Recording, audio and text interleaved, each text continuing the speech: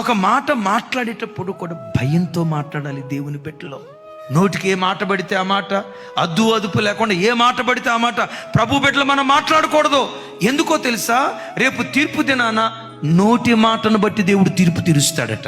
నువ్వు చిన్నతనంలో తల్లి గర్భంలో నుంచి వచ్చినప్పుడు కేరింతలు కొట్టావే, కేరింతలు కొట్టింది మొదలుకొని చనిపోయే ఆఖరి క్షణం వరకు నువ్వు మాట్లాడిన ప్రతి మాట రికార్డ్ అవుతుంది దేవుని దగ్గర.